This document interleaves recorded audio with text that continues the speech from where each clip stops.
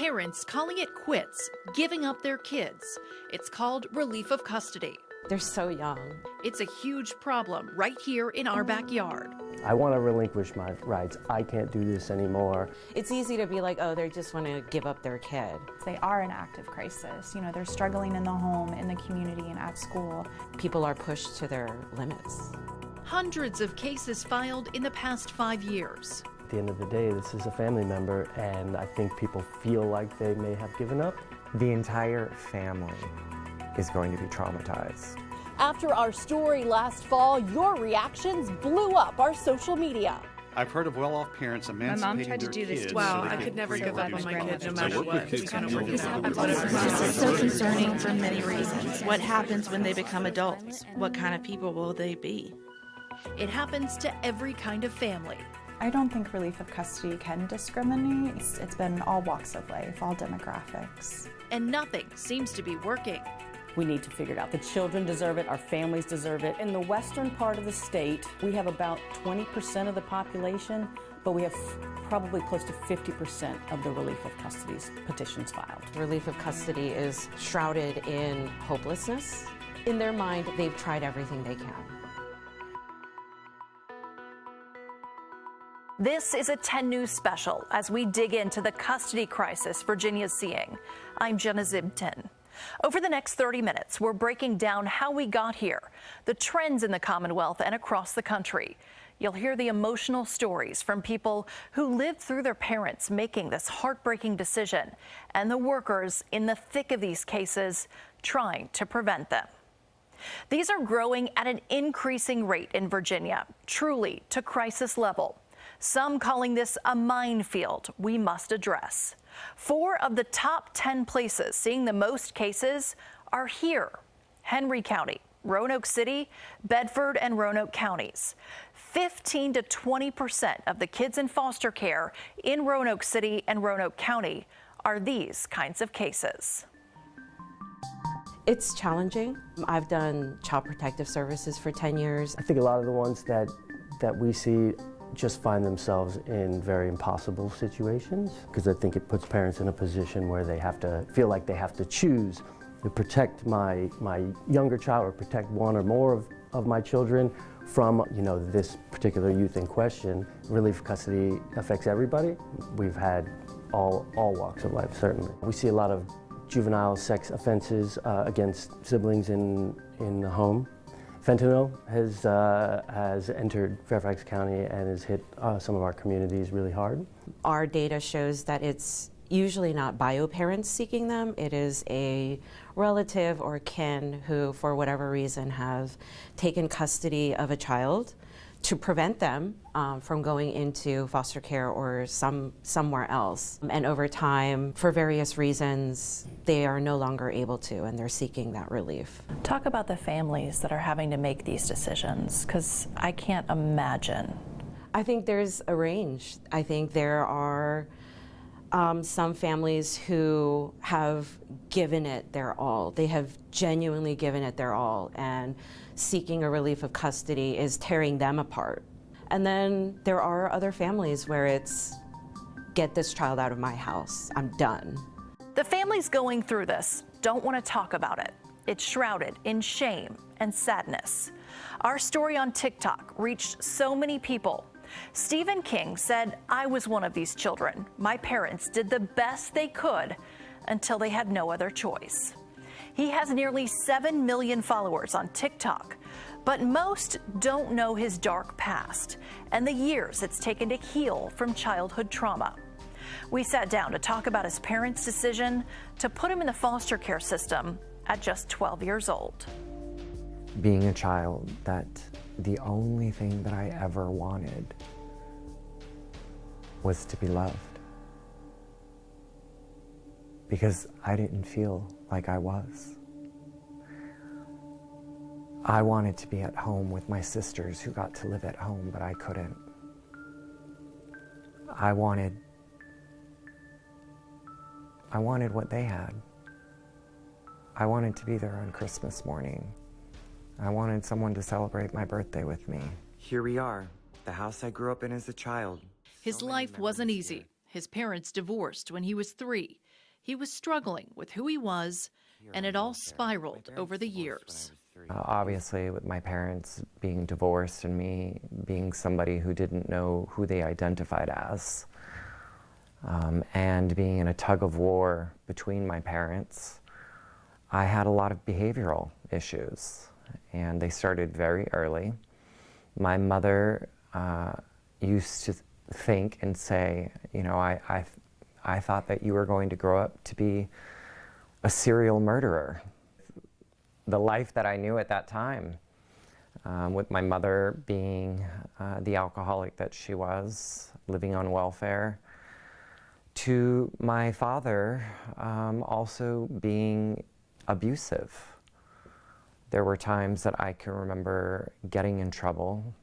It was either the belt that had the metal balls that went across it, or it was a very large, hollow piece of rubber tubing that I would feel the wrath of. He says the most traumatic times in his childhood came in middle school. I do remember a time that he dragged me by my hair outside of the house into the driveway and threw me up against the garage door with his hands around my neck. And it was actually the very first time that I ever fought back. I can't imagine. It's really hard to imagine unless you were somebody who lived through that. I was not the child that could be left alone, who would start fires, who would steal from the local stores. So all of these things compiled on top of each other finally put my parents in a place where they just didn't know what to do anymore, and had petitioned the courts in the state of California to take custody of me because they didn't know what to do. Then it ultimately ended up in front of the courts because they had no other alternatives. And I began a life in the juvenile system for the state of California. How old were you? 12. So you're sitting in the courtroom. Did you know this was going to happen? Did they talk to you about it ahead of time, or were you just surprised that day?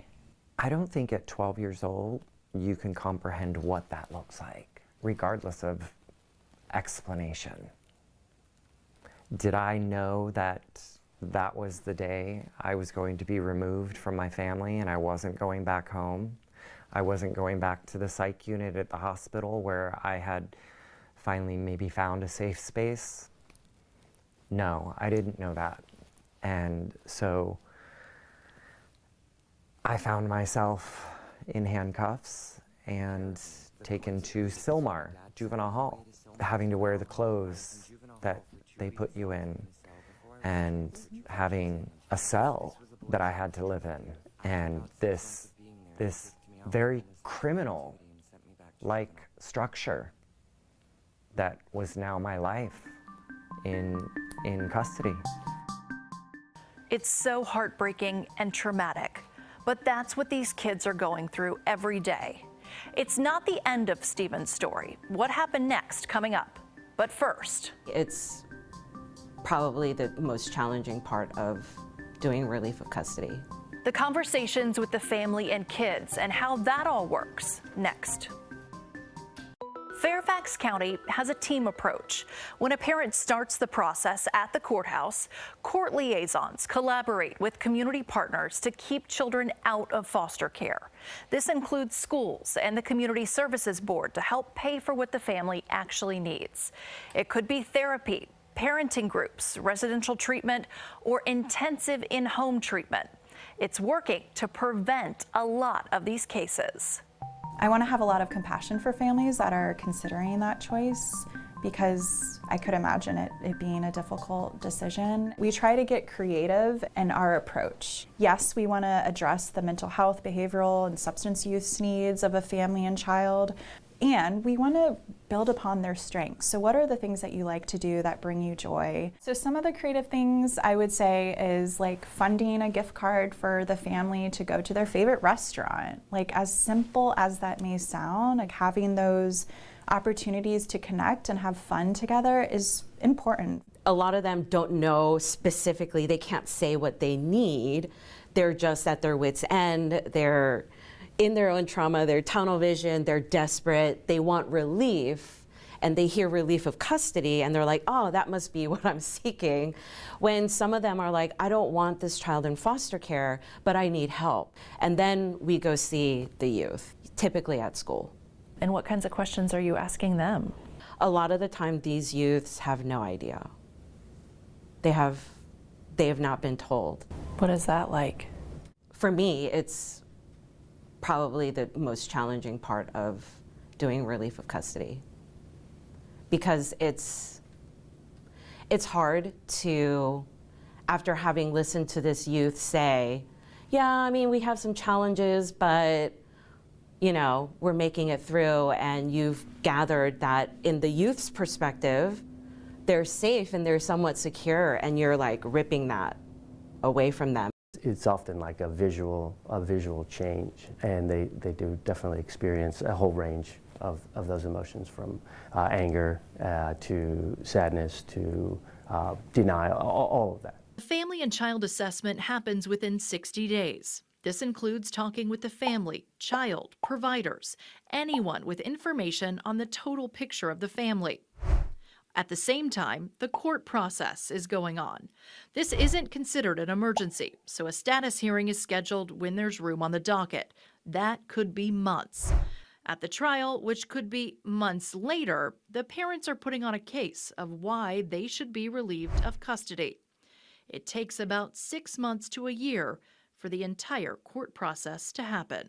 In my experience, the ones that do make it to court are ones that we support entering care, because that means that absolutely every avenue has been attempted. And when the judge grants that final order, what is it like for the family? I think that it's a mix of a lot of different emotions. I think there's got to be some relief, but I think it comes at a cost. I think that I think it's hard. At the end of the day, this is a family member, and I think people feel like they may have given up. Once they get over the initial shock and the grief and the sadness and the anger, I think a lot of them have to pivot to, well, what's going to happen to me? Most likely it's not a family right away. It's going to be another placement in some sort of institution, whether it's a group home or a residential. So kind of preparing them for that. And they're so young. Across the country, about 5% of all kids in foster care are due to these kinds of cases. 25,000 kids, according to a recent report. The large majority of children were ages 13 to 17, white and male, moved from place to place and growing up without great outcomes. How do you live like that as a kid? When you don't have an option to live any other way, you're forced. How Stephen's story ends next. Stephen spent his teen years moving to different facilities, never knowing how long he would be there. It's what kids right now are living through here in Virginia. So you bounce around from your mom to your dad to your grandma, then you bounce around to all these other places. There's no stability. None whatsoever. That was probably the biggest struggle as I was growing up as a young adult, is not ever having that sense of security as a child. That had the biggest impact on me as an adult, and that always became my number one priority, is establishing a sense of security. Now, at age 51, he credits years of therapy for where he is today. The entire family is going to be traumatized. It's not an easy decision, and I know this because I'm in a place of forgiving, and accepting what's happened in my life.